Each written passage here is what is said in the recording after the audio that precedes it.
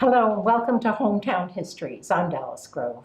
In today's program, May 2017, we are fortunate to have three former Ocean Township managers who will take us back in time to examine how the town developed and evolved into our town today. We'll talk with Fenton Hudson, town manager from 1975 to 1978. Greg Fehrenbach picked it up from 1978 to 1985. Then we'll leap forward 20 years to Andrew Brannen, who served for our last 10 years, 2007 to 2017. You've each managed a somewhat different Ocean Township than the others, so we're going to go with that. And Fenton, Greg, and Andrew, you'll kind of respond to the times that you lived through. Actually, we cover 20 years between all of you. But the span is between 75 and 2017. Yeah. So that's really remarkable. So I'd expect that your answers will be a little bit different. I want you to each describe Ocean Township when you first came to town. Well, the township was in some ways largely the same as it is today. There were, there were a lot of apartments at that time. I guess they were all open. And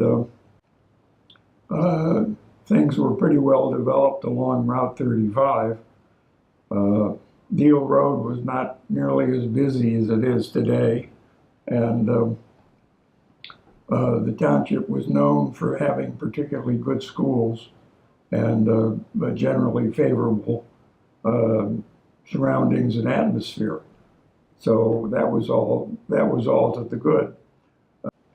Anyway, Barbara was particularly interested in becoming active in township affairs, and we soon joined the Environmental Commission. And after a short period of time, I sort of ended up as being the liaison between the Environmental Commission and the township and the state of New Jersey as far as acquisition funding was concerned. Well, it was right near Bailiwick. Yeah, so anyway.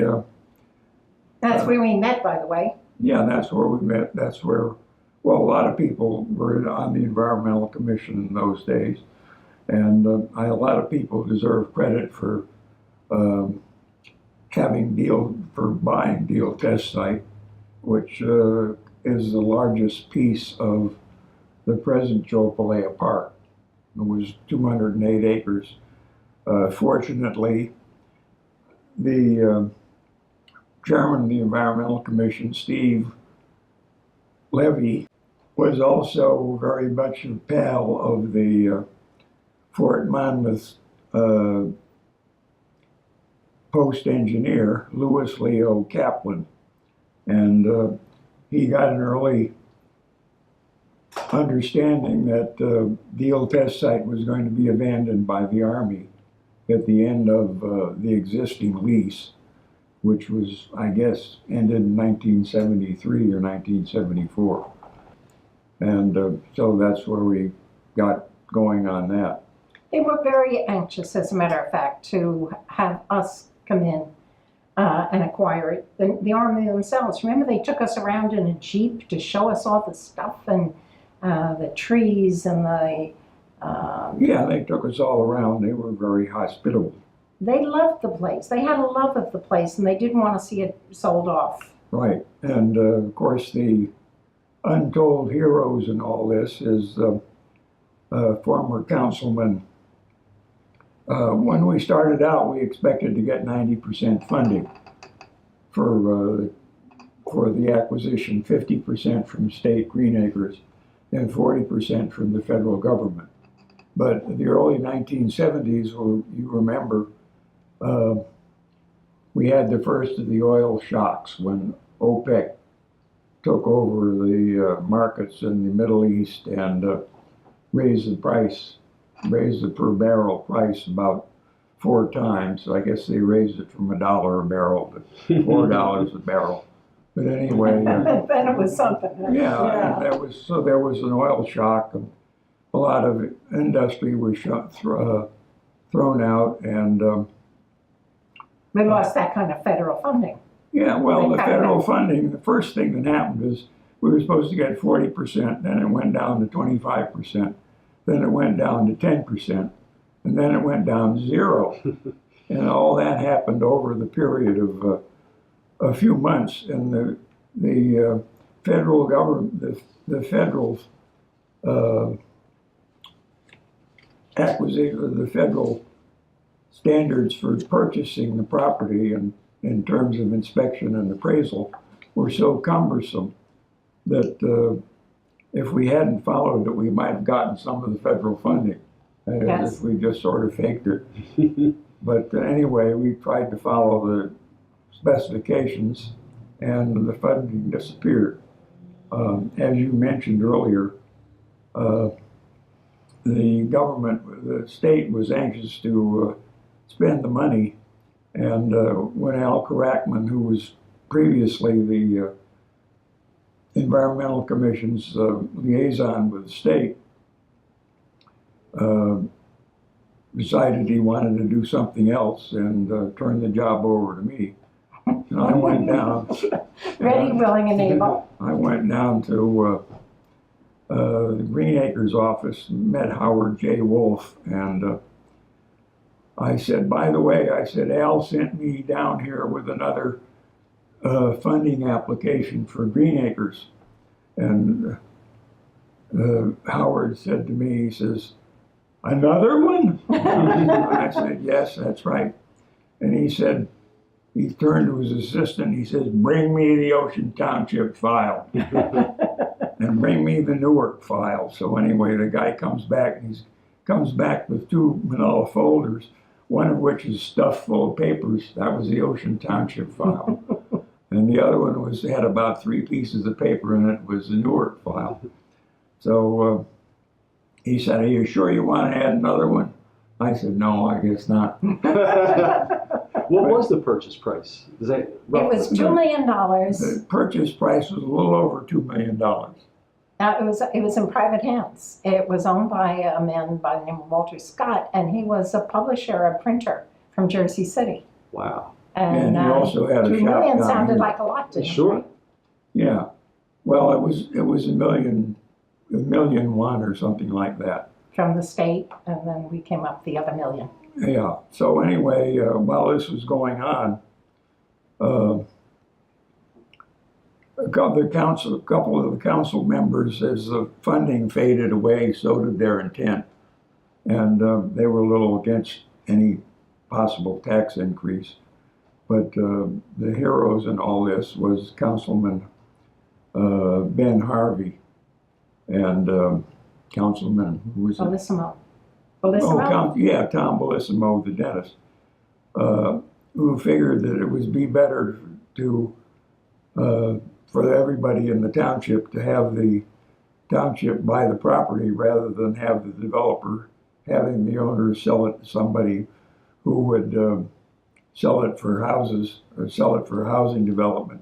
My role in all of that was to go to the office, the tax office, and find out how many homes would fit on giving the zoning. Right. Yeah. And went to the school board and found how many, whether we'd come up with another school actually just for the development of that particular site. Yeah.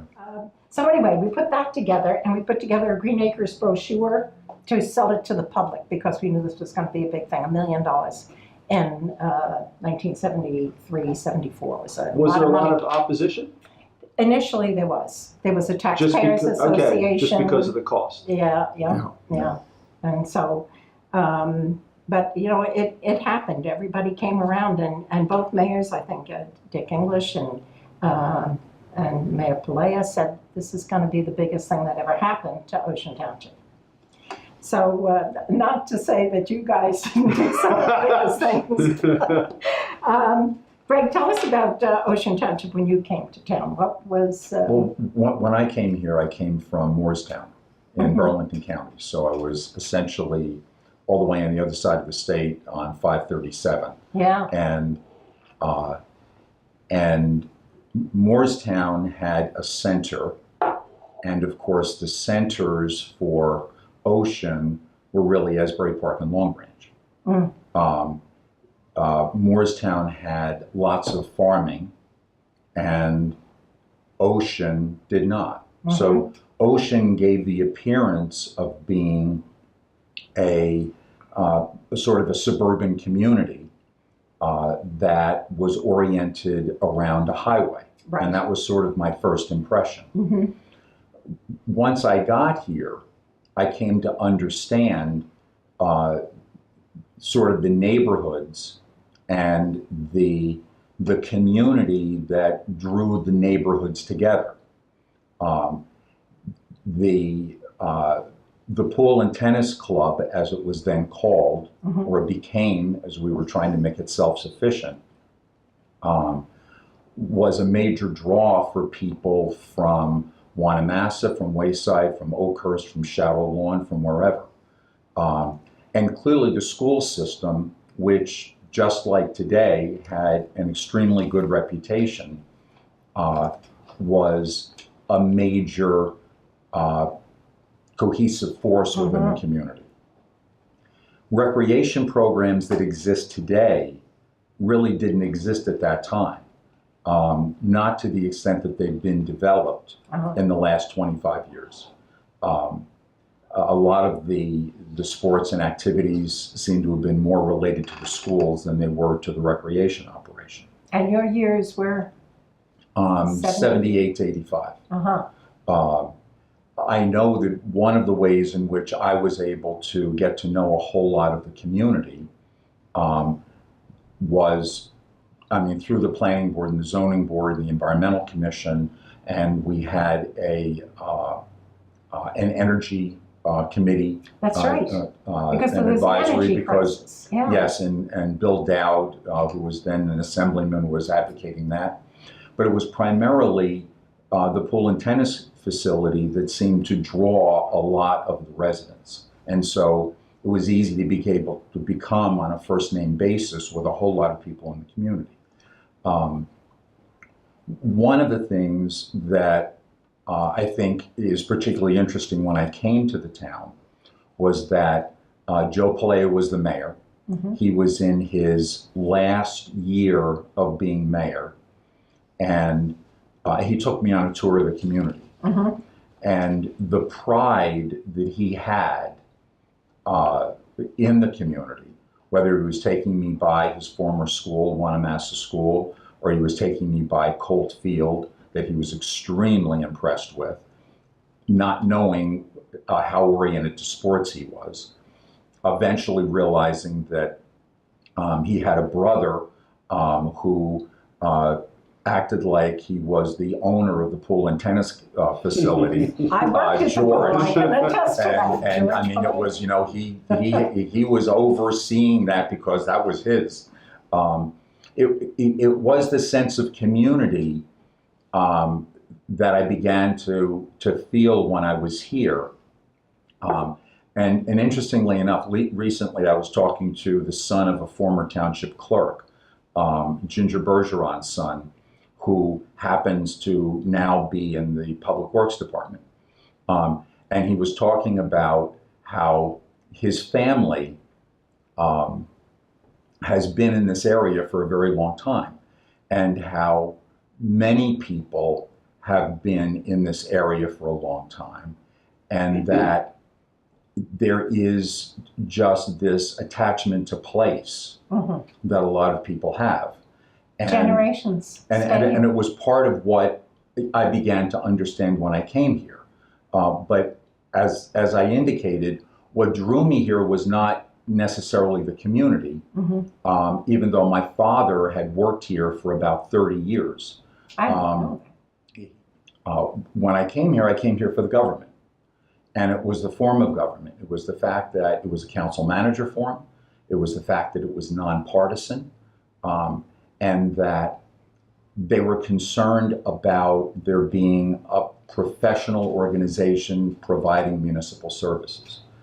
And so probably the most significant aspect of the community that hit me during the interviews and during the tour and then in my first year or so was the fact that this was a true, genuine council manager form. And being back here now on an interim basis, what is really, I mean, most people will probably find this to be very boring, but what is very interesting to me and gives me a sense of pride is that what I remember existing when I was here continues today. Mm-hmm. And I'm not sure whether or not, this has been said, but I've had full-time positions in about 6 municipalities in the state. I've done interims in probably another 12. And I've done studies and other things in probably another 10 or 12 municipalities in the state. The form is significant in terms of the way in which services are provided and the way things are done professionally here rather than politically, as you see in so many other jurisdictions. You said there's only about 48 council manager Yes. Communities. Why do you think that isn't, with what you say about it, why there aren't more? Well, I think there's a lot of political resistance to it. Oh. And even in some of those 48, what you have seen is you've seen that, one of the problems we have in New Jersey is that almost every position that is the head of a governing body is called a mayor. Mm-hmm. Well, in New Jersey, people think about the mayor of New York and the mayor of Philadelphia. Yeah. And when people want to be mayor, in many cases, not in all, but in many cases, that's what they aspire to be. And they want to be able to have control over the operation, and control includes things such as patronage, and it includes, I think what was called log rolling, which is you give me this and I'll give you that. And that didn't happen here then. And I don't see it happening here now. Well, ask That Andrew. continues. You knew that. How did you find the community? Was that an attraction to you, that it was nonpartisan? It was. It was, but it wasn't until I got further along the process that I really understood what that meant. I mean, I was born and raised in New Jersey, left for 20 years. My wife and I had 5 children. And we were either going to move closer to her family or closer to my family. So when this opportunity came up, I wanted to pursue it, and things just came together. But I have to say, I think I was a little bit different in the fact that I was bringing a whole family here, all 7 of us, 8 counting the dog. But it just made such a great first impression on us that it was, and I wasn't familiar with this part of New Jersey. I grew up in Cape May County, so it was much different down there. But it was, nice homes, well-maintained homes, nice schools, close to the beach, good public facilities. So it had a lot of things going for it. And what I quickly learned, though, after I moved here is nobody lives in Ocean Township. I think you alluded to it. You live in Oakhurst, you live in Wanamassa, you live in Wayside. Nobody really recognizes Ocean Township as a place.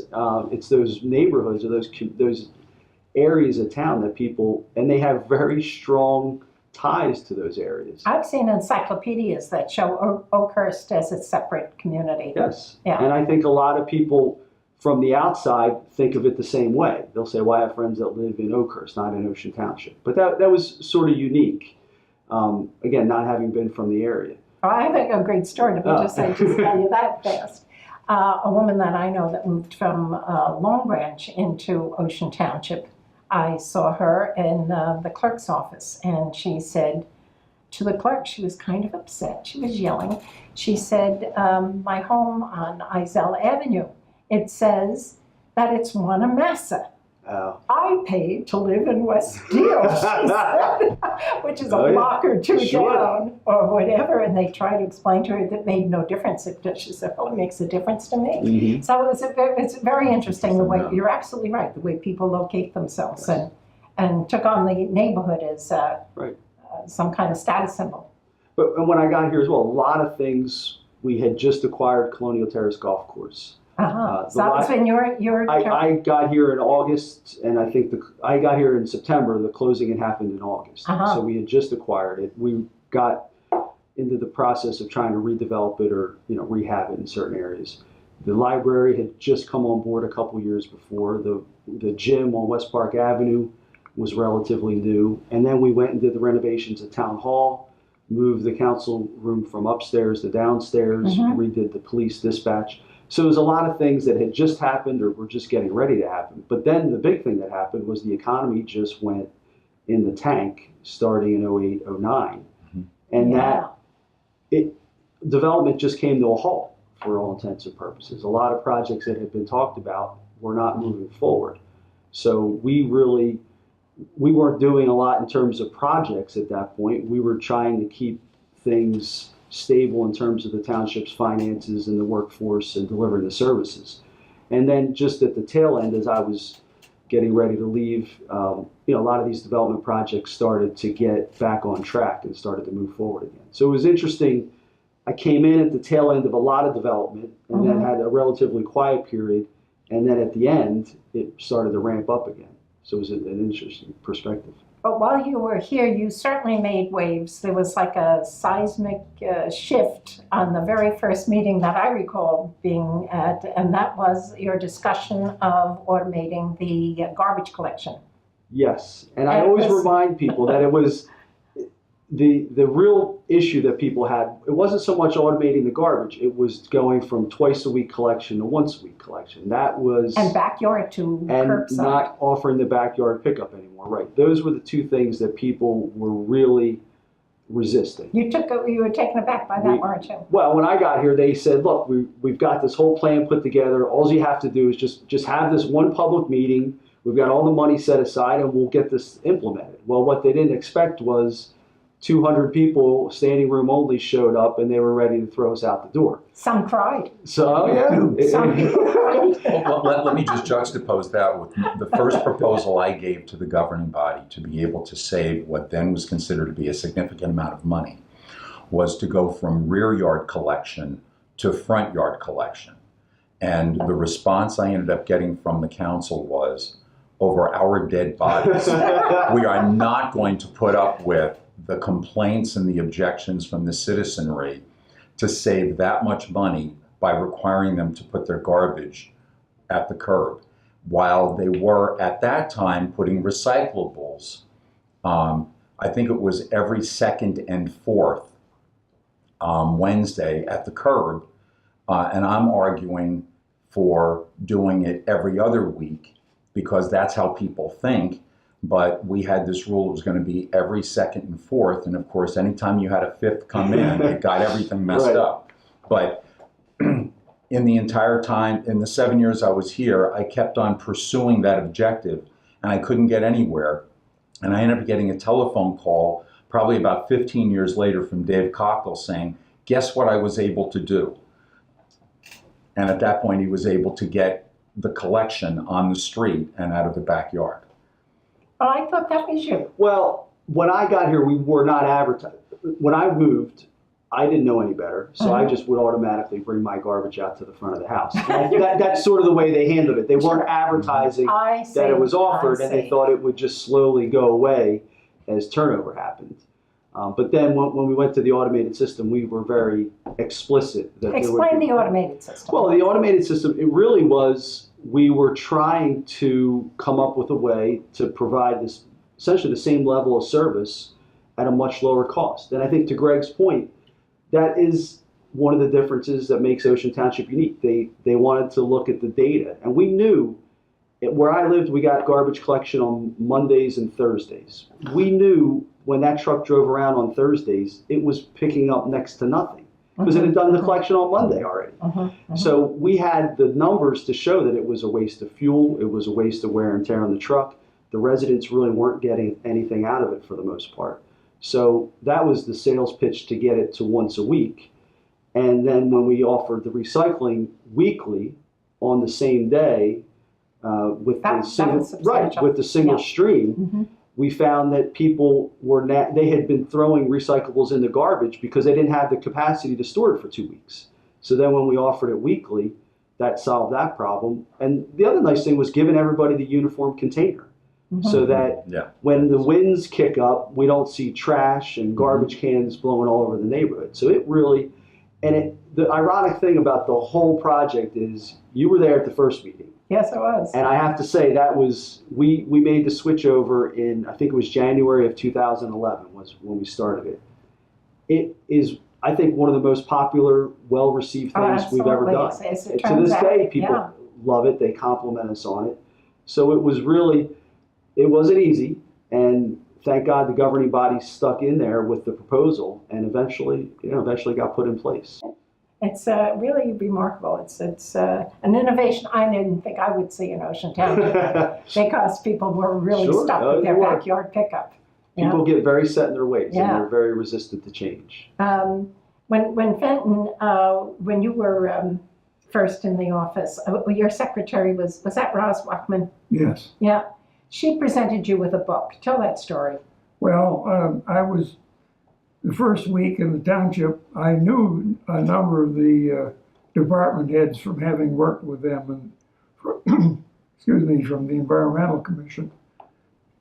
And I had already met the police chief because the mayor said it's better to go see him first. And so I saw him. Always a good piece of advice, right? Yeah, I saw him before Christmas, I guess. But anyway, first day I was there, I spent a couple of days going around meeting the other department heads and finding out what their departments were doing and what they needed and so forth. And about the third day, Roz came to me and said, she said, would you like to have the previous manager's budget book? And I said, oh yeah, because it was already the beginning of the year, and we didn't have any budget. Right. And I said, yeah, I'd really like to have that. And so she brought in this 3-wing binder that was about 2 inches thick, full of paper. And I thought, great, what a great start on the budget. I'll really get a head start from this. And I opened it up and all the pages were blank. Work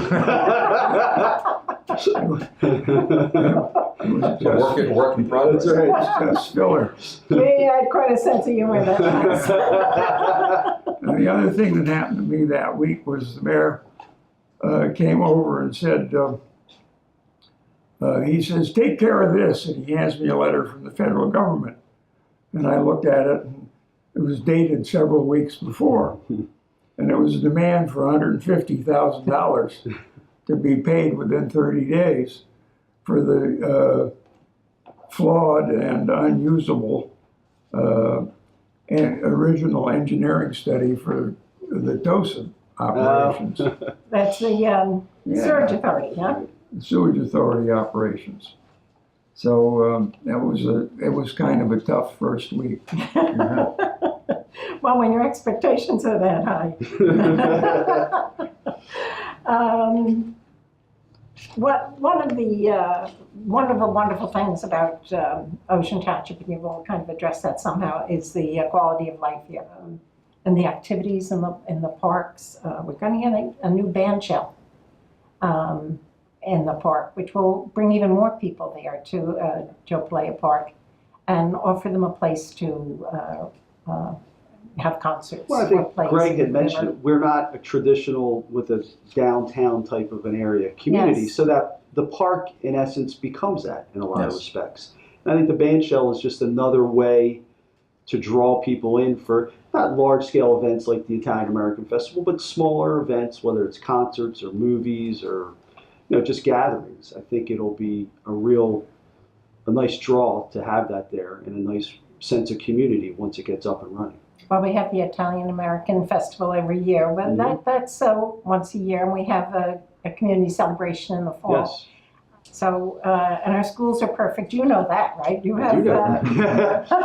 I said I think I had I don't know, but we had 5 children in the Wanamassa school at one time. Oh boy. So that was given that it only goes to the 4th grade. Right. Well, that's 2 sets of twins. Well, we right? cheated a little. Yes. A record that will not be broken. As far as that's concerned, right? What's your favorite part of Ocean Township? What do you enjoy about living here? Because you expect to live here now, even though that you have. Yes, we've lived here for 10 years now, and I don't anticipate that we would consider leaving. Our kids they are firmly entrenched in the community. My wife is, and I am. there's just so much to do here, whether it's the sporting events, the school activities, the Right. social activities. Mhm. So I've always said it's a great place to raise a family because whatever you happen to be interested in, it's available, and that's not always the case. So it's unique in that respect. Well, we talked a little bit to Fenton about what his achievement was during your term, and it was certainly the acquisition of a deal test site. You almost don't have to say more than that. The development problem was something that probably affected almost every manager and Yeah. every council. Mhm. Well, it's interesting. I know when I got here, the people you say, well, we're fully developed, but then you realize there are still areas and I think even to this day there are still areas that can be developed. But what I think you're going to see more and more of is redevelopment, and especially along the highway, Mhm. because the retail, that whole industry has changed, and I think you're going to see less floor space, but you'll hopefully see more upscale retail areas. And so the way I look at it, I think the highway is ripe for redevelopment. I know the mayor and council have looked at trying to manage that or incentivize it in certain areas. And I think that's the right move because, again, that whole, you see it with the malls. They don't get nearly the traffic they used to. And a lot of these stores, they were built for a specific era, and that's just not the market that we're living in today. So I think maybe a little less development and more redevelopment. That's interesting. You're bringing in the historic aspect of it, and it's also a national trend, Bill. Well, what they're talking about, I know it's in Eatontown, but the Monmouth Mall, when it's all said and done, if that goes through, they'll have a lot less retail space than they have today because there's not a demand for it. So they'll convert that to office or residential or some other purpose rather than strictly retail. Well, okay, let me ask Greg, because you have the perspective of having this interaction, even if not the manager, through your business and the League of Municipalities, of hearing from all kinds of towns. Is this statewide? Well, I think the issue that Andrew mentioned is indeed statewide. That you're seeing urban-ish, if that is a word, areas that are getting a great deal of attention from whether it be mom and pop operations or it be developers, because there is this significant change that's occurred in about the last 5 to 10 years of people being oriented to pedestrian equivalents of downtown.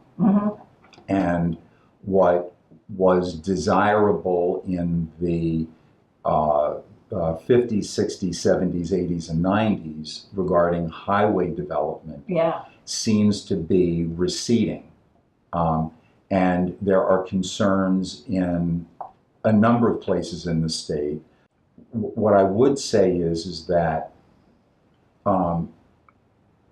municipalities seem to benefit from having a niche, that there is a market, a specific market that has a particular interest.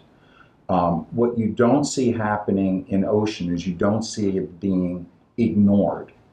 There are a number of places in Salem County, in Cumberland County, that were prosperous 15, 25 years ago that are now quite depressed. You don't find that here. You find Monmouth, especially the eastern side of Monmouth, being a very desirable place for people to live, whether it be the ability to be able to commute to places to work, or people wanting to be able to have a place for work, play, and family life. So at least as I see it, the desirability of Ocean is going to continue, and you will have some people leaving, but you're going to have other people coming in. And it seems to me as if this is going to continue as it has, at least from my perspective, for the last 40 years, to be a desirable place for families to be. there is one thing that I want to mention.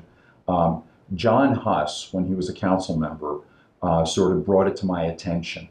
And when we finally went through the process, we ended up acquiring a little over 6 acres at the top of the highest point in Ocean Township, off Sunset and Roller, which for a while my colleagues in the police department referred to as Fehrenbach's folly, because we ended up acquiring the 6 acres and the tower on it with the justification that it would assist in public safety communications. But we're able to buy the tower that was then there at, I think, 409 feet above the 100-foot hill that it was on.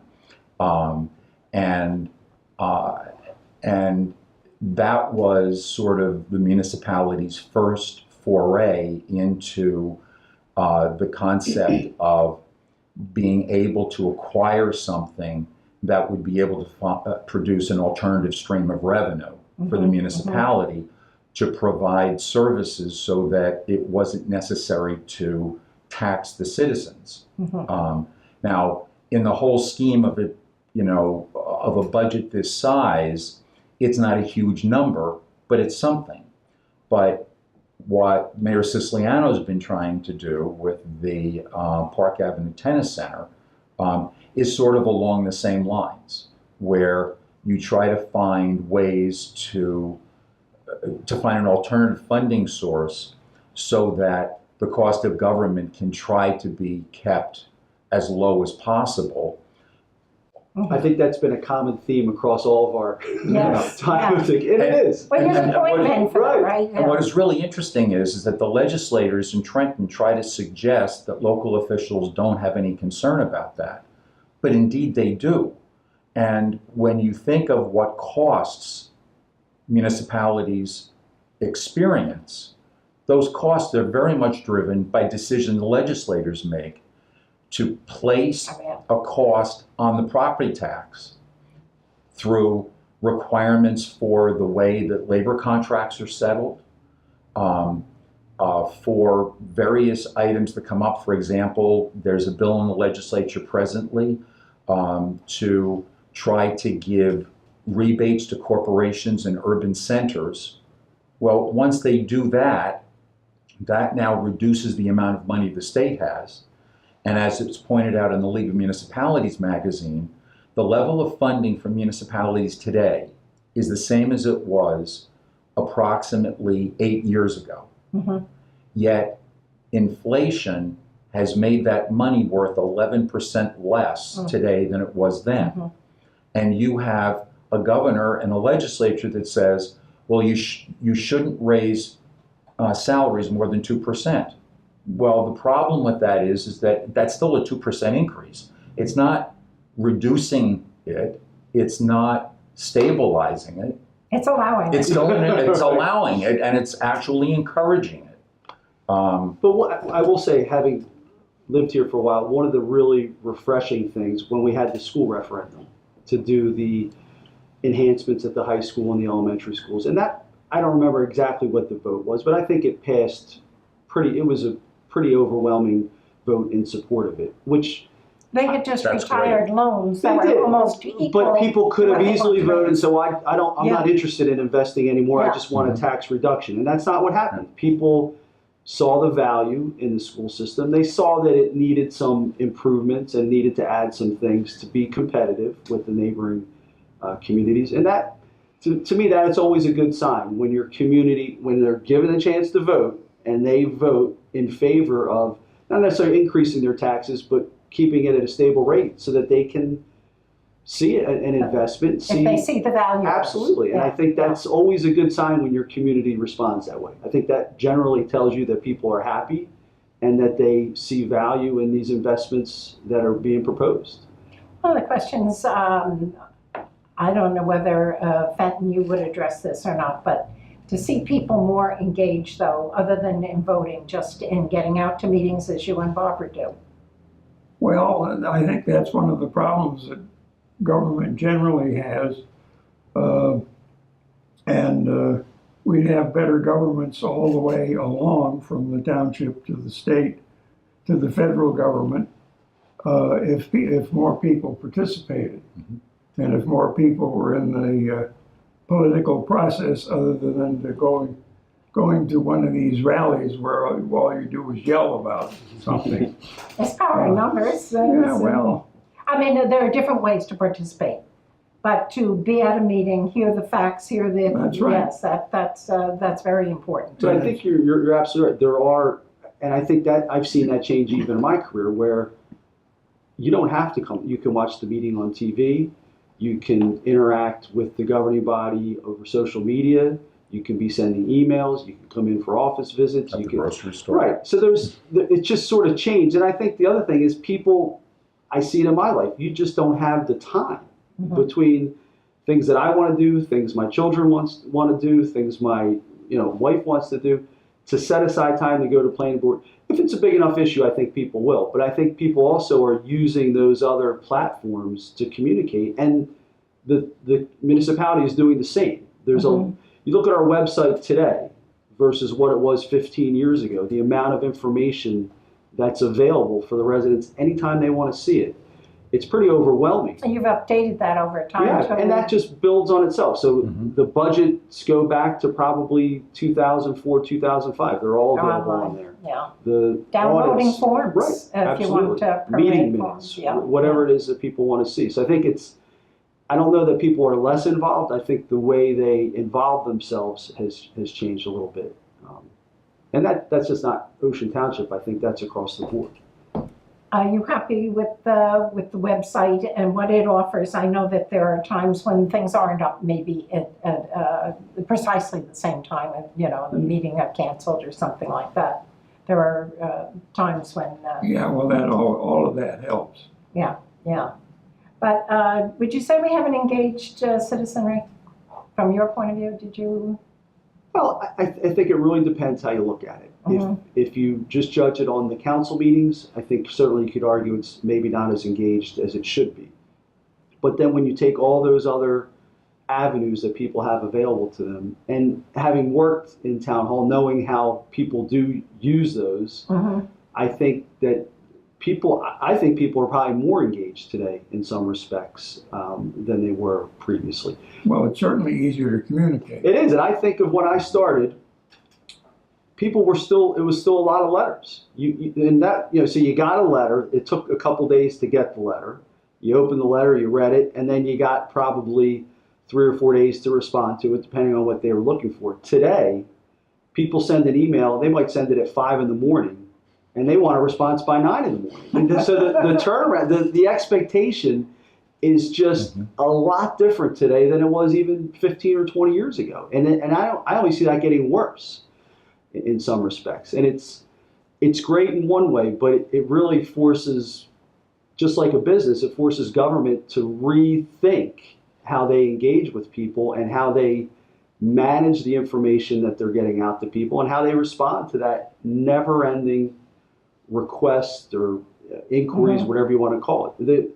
Not to get off track, but the Open Public Records Act, that's good legislation, and it certainly has made records available to people that maybe previously they hadn't seen. But the demands that puts on the resources that it takes to be able to respond to all those requests, it's pretty significant. But again, I think if you want to get ahead of that, just make those documents available. Put them on the website. Don't wait for somebody to come in and request it. Post it, make it available. Even in the short time I was there, we used to really put a draft agenda on the website. We didn't have the resolutions, we didn't have the ordinances available on the website.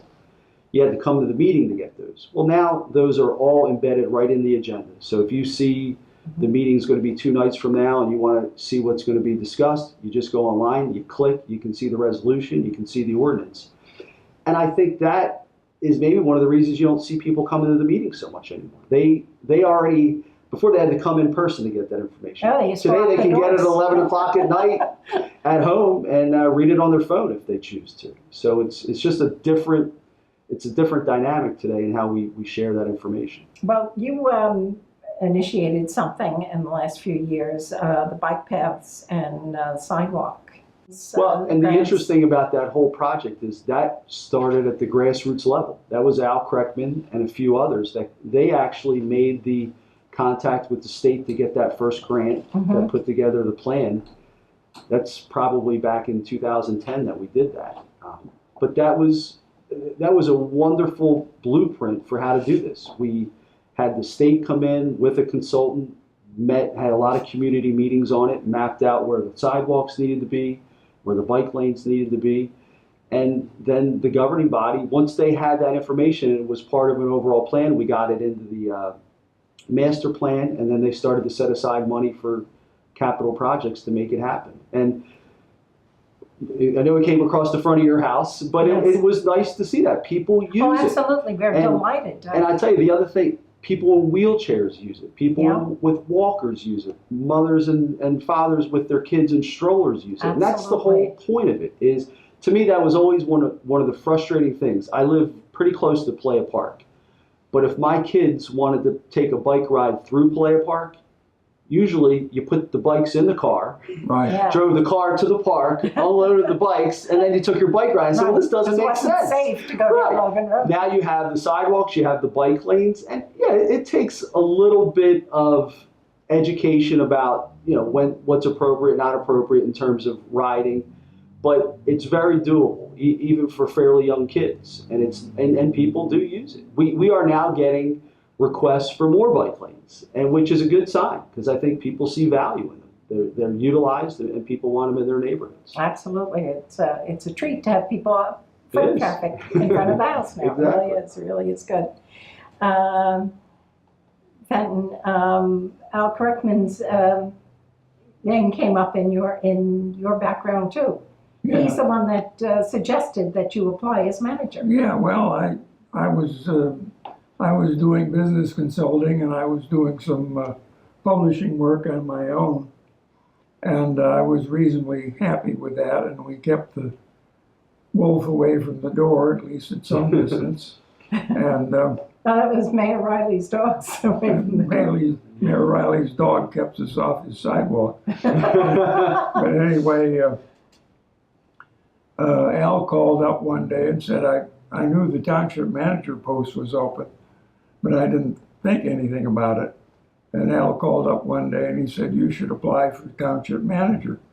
And I said, well, I haven't even thought about it. And so I said, well, let me think about it. So I thought about it for a while, and I thought, well, it would probably be very interesting.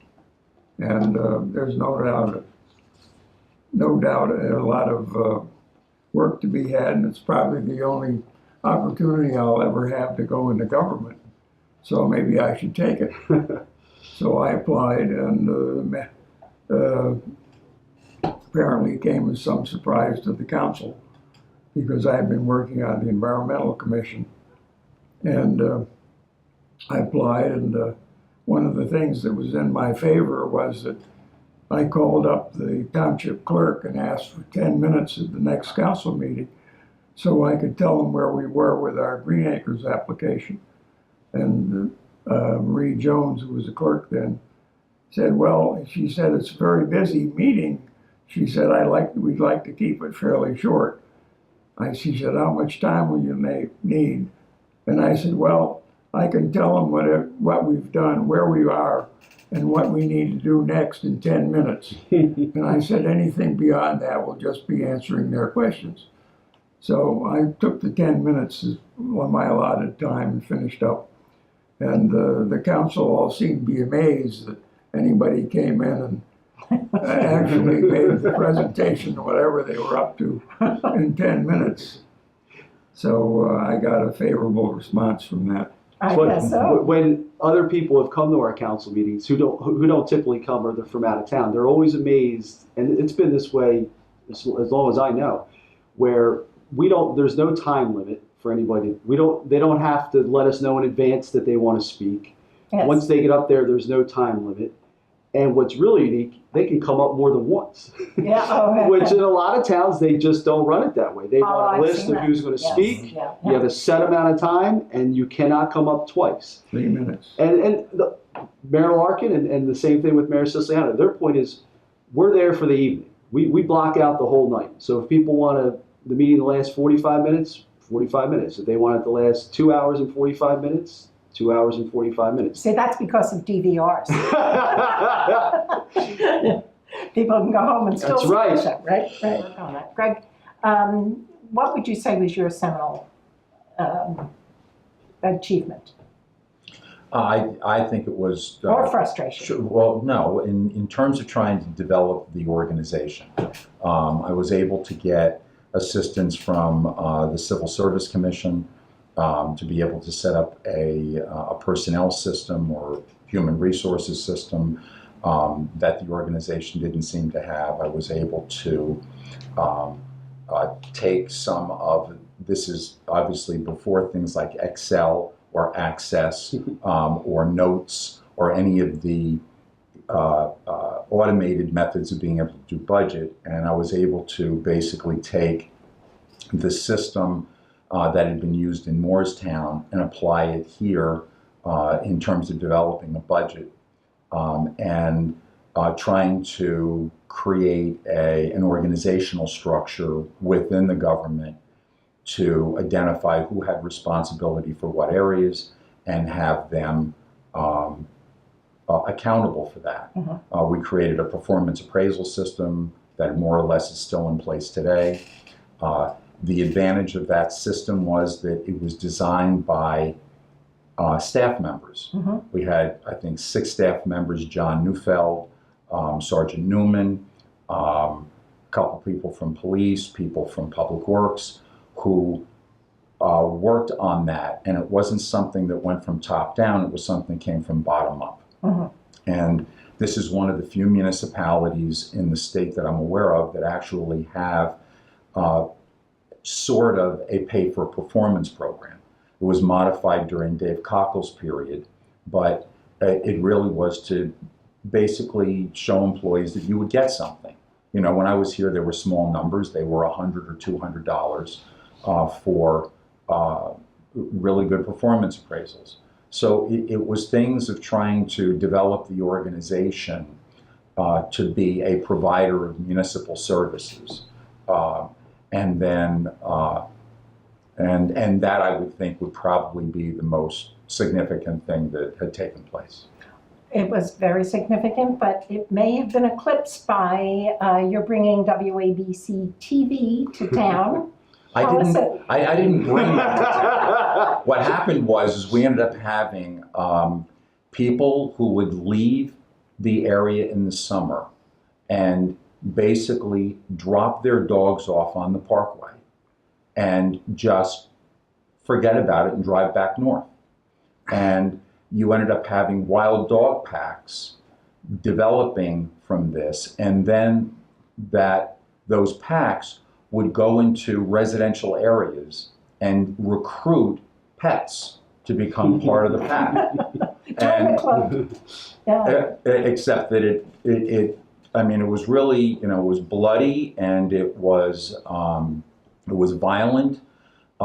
We had an animal control person from Howell at the time. How appropriate. Yeah, how appropriate.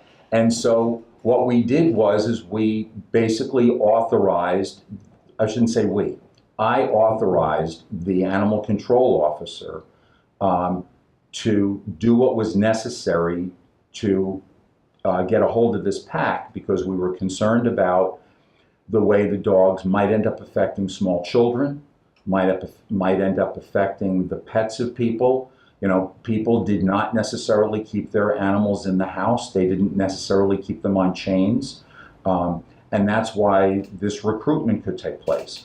Well, as is wont of the media, they wanted to sensationalize this.